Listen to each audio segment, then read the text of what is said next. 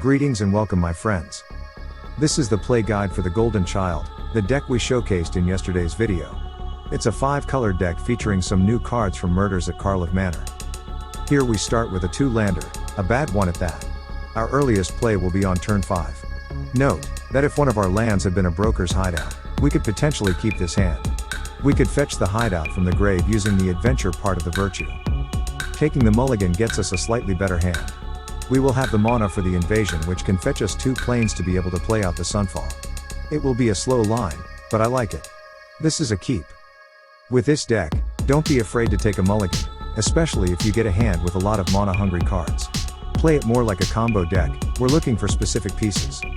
In the early turns, it's important to work on setting up the mana for what we have in hand. In this case, we'll definitely be grabbing 2 planes when we land an invasion to ensure we can fire off sunfall. It's also important to have an idea of what the opponent might be up to based on what lands they have in play. In this case, I would say that they are on more of a control build with their mono white deck. An ambitious farm hand is a good sign they are not out to stomp us with quick fast men. That being said, it's still our primary goal to ensure we can crush their board with our sunfall if we need to. We have powerful cards in our deck, and Invasion of Alara is one of those. It does cost us 1 mana of each color, but with the hand we have now we will be able to get there. The first invasion will get us 2 planes. The second will get us at least 1 island and possibly a second swamp, since we do have cards that have double black in their mana cost. Our ley line would have helped us out a lot here, but there will be games where you will have to slug it out without 1 in play.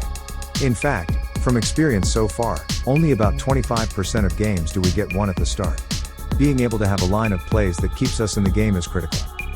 If we needed to, we could fire off the rage to help slow the damage, but against a squad of men, the sweeper is clearly the better choice. Drawing a beanstalk was very beneficial. Now our 5 mana and up plays will draw us a card. This turn we can play out the beanstalk and ramp as well. A swamp and island will be what we grab. That will ensure we can fire off Alara next time. And the swamp will let us play the cover up. At this point all we need is a second mountain and we can play everything in our deck. An Adeline will only result in 2 damage to us during their attack. Which is fine, there's no need to line up the cover up just yet. We drew a virtue, and this is where we suddenly have plenty of options. We could go with Alara and use it to build us up further, or we could play out the virtue. At this point I chose to go with Alara. I was concerned that they would have some way of dealing with an enchantment, and I did not want to see our virtue get sniped. Let's play out the Alara and see what we get. We'll get a card draw from the beanstalk, and one of the 2 cards revealed by Alara will go to our hand and the other lands on the board. With 2 rages in hand, the game is over. We'll build up our land count in anticipation of getting our virtue in play.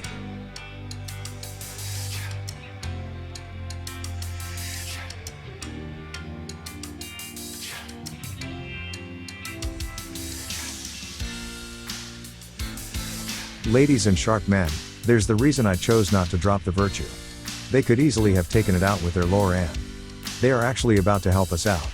With any enchantment going to our grave, we'll have enough to gather evidence for our cover-up. That will let us see what they have in hand and make the best decisions going forward. The ley line was useful, but at this point it is not critical to us playing our cards out.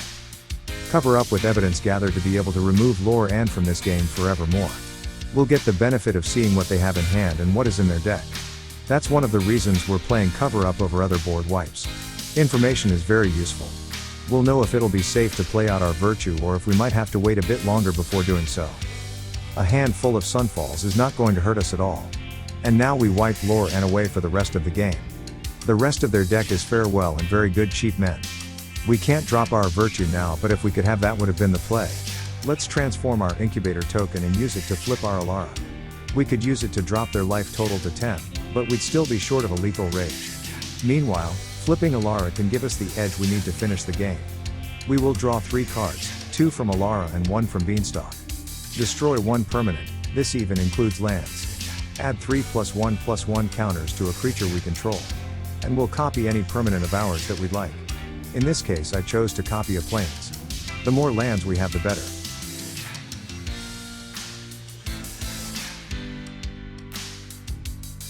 Our draws got us a second virtue, which might give us an amazing line next time up.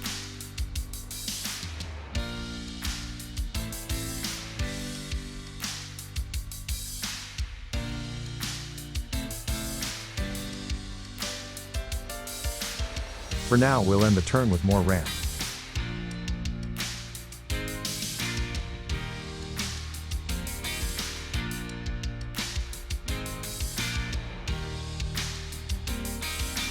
All they can do is sunfall. That will conclude their last turn this game.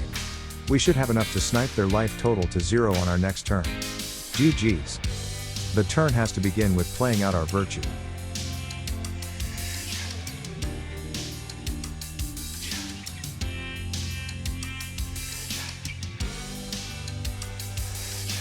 That gets us a draw into a Chundra. The next step is playing the second virtue, and from here we're going to let you enjoy the rest of the turn. Activating the Ren we play out is not critical. This was a very fun turn. We're not designed to combo off, but we were able to here. Catch you in the next video.